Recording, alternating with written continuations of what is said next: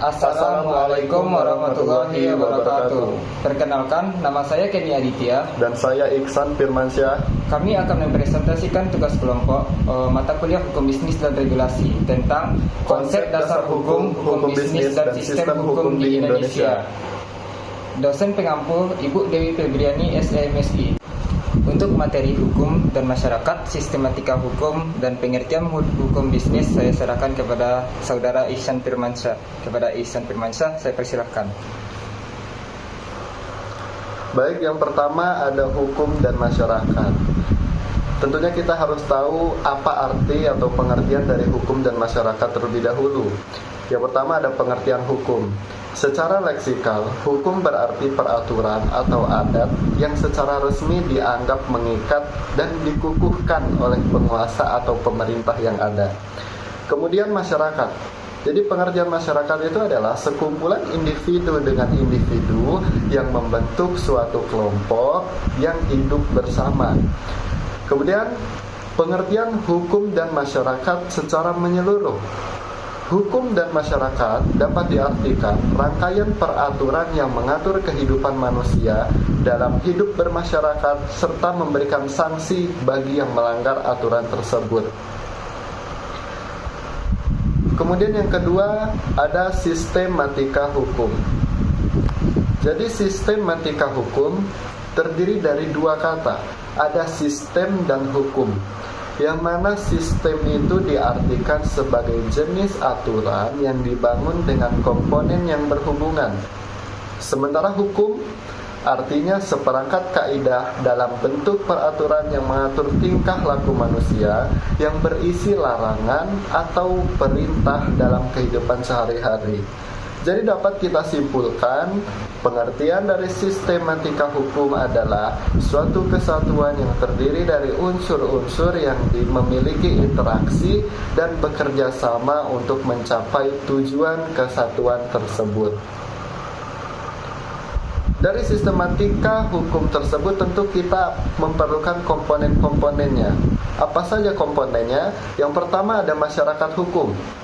Himpunan kesatuan-kesatuan hukum, baik individu, kelompok, sekaligus tempat hukum itu diterapkan. Kemudian ada komponen budaya hukum, pemikiran-pemikiran manusia dalam usahanya untuk mengatur kehidupan yang berlangsung itu. Kemudian ada filsafat hukum, nilai-nilai tentang cara mengatur kehidupan. Tentunya dalam hukum dan bermasyarakat kita tidak sembarangan saja, ada filsafatnya, ada nilai-nilainya. Kemudian ada ilmu hukum, media komunikasi antara teori dan praktek hukum sekaligus media pengembangan teori, desain, dan konsep hukum. Kemudian ada konsepnya, formulasi kebijakan hukum yang ditetapkan oleh masyarakat hukum. Kemudian komponen berikutnya ada pembentukan hukum yang diartikan sebagai proses hukum yang meliputi lembaga aparatur dan saran pembentukan hukum. Setelah ada pembentukan hukum, kita bentuk hukumnya, yaitu hasil proses dari pembentukan hukum tadi. Kemudian kita terapkan, yaitu komponennya adalah penerapan hukum. Proses kelanjutan dari proses pembentukan hukum meliputi lembaga, aparatur, saran, prosedur penerapan hukum. Dan yang terakhir, setelah diterapkan tentu kita ada evaluasi dari hukum tersebut. Maka komponen yang terakhir yaitu evaluasi hukum. Proses pengujian kesesuaian antara hasil penerapan hukum dengan undang-undang atau tujuan hukum yang telah dirumuskan sebelumnya. Dan yang berikutnya adalah hukum bisnis. Pengertian dari hukum bisnis menurut Dr. Johannes Ibrahim SHM Hum, hukum bisnis merupakan seperangkat peraturan hukum yang diadakan untuk mengatur dan memecahkan masalah yang terjadi, terutama selama aktivitas manusia di daerah perdagangan. Mungkin sekian materi mengenai hukum dan masyarakat, sistematika hukum, dan pengertian hukum bisnis. Berikutnya materi mengenai subjek dan objek hukum, sumber hukum, serta sistem hukum Indonesia yang akan disampaikan oleh saudara Kenny Aditya. Kepada Kenny Aditya, disilakan. Baiklah, saya akan menjelaskan materi tentang subjek hukum dan objek hukum. Tentunya hukum mempunyai tujuan kepada siapa hukum itu ditujukan dan untuk apa hukum itu dilaksanakan. Ini dijelaskan dalam subjek dan objek hukum. Segala sesuatu yang dapat menjadi dukungan dalam hukum, yang mempunyai hak dan kewajiban, juga kewenangan yang dibenarkan dalam hukum, itu disebut dengan subjek hukum. Sedangkan objek hukum adalah segala sesuatu yang bermanfaat bagi hukum tadi. Subjek hukum. Ada apa saja subjek hukum? Tentu ada manusia dan badan hukum. Saya akan menjelaskan satu. Manusia, nama lainnya adalah naturalized person. Ada dua pasal yang mendasari manusia menjadi subjek hukum, yaitu satu, Pasal 1 KUHP Perdata menyatakan bahwa menikmati hak kewarganegaraan tidak bergantung pada hak-hak kenegaraan. Pasal 2 KUH Perdata menyatakan subjek hukum dimulai sejak lahir dan berakhir ketika sudah meninggal dunia. Seperti contohnya, anak dalam kandungan dianggap telah ada dalam subjek hukum jika kepentingannya sudah mengkehendaki, seperti pembagian warisan. Jika anak tersebut meninggal di dalam kandungan, maka subjek hukum pada anak tersebut dianggap tidak ada. Yang kedua ada badan hukum, atau bernama lain rights person. Dalam pasal 1654 KUH Perdata, badan hukum artinya perkumpulan yang sah seperti halnya orang-orang swasta dan berkuasa untuk melakukan perbuatan perdata tanpa mengurangi perundang-undangan. Tentunya badan hukum mempunyai pembagian.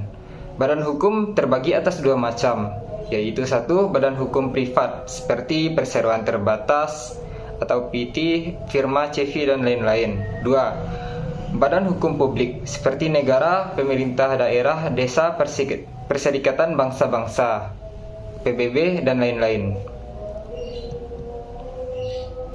Selanjutnya, ada objek hukum.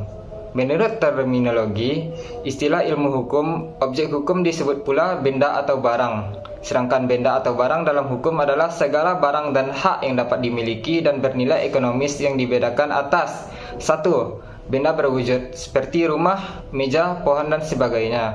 Dua, benda tak berwujud seperti hak cipta, hak atas tanah, hak atas rumah dan lain-lain. Ketiga, benda bergerak karena sifatnya itu dapat dipindahkan, bergerak karena ketentuan undang-undangan seperti saham PT. Selanjutnya, benda tak bergerak karena sifatnya seperti pohon, arca dan patung. Tidak bergerak karena tujuannya seperti alat yang dipakai dalam pabrik, dan tidak bergerak karena undang-undangan seperti hipotek.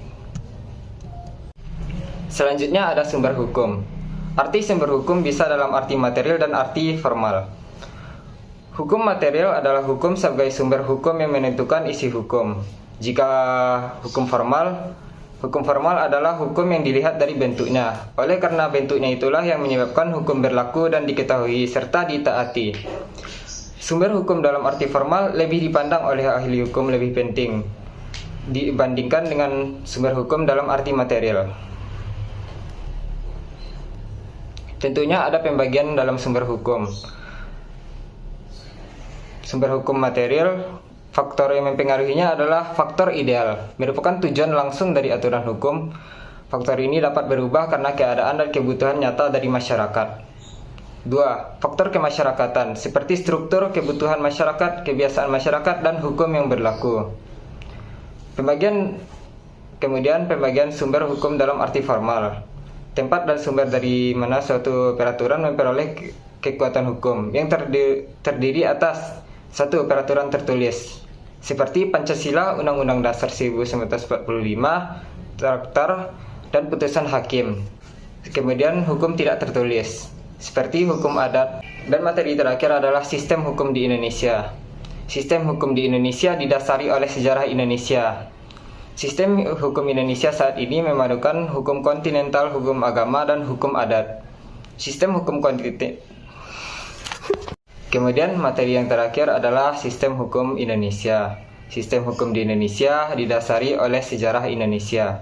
Sistem hukum di Indonesia saat ini memadukan hukum kontinental, hukum agama, dan hukum adat. Sistem hukum kontinental misalnya hukum pidana berdasarkan Kitab Undang-Undang Hukum Pidana. Sistem hukum agama misalnya peraturan nikah berdasarkan hukum Islam. Dan sistem hukum adat misalnya peraturan kepemilikan tanah adat. Demikian materi tentang subjek dan objek hukum, sumber hukum, dan sistem hukum di Indonesia.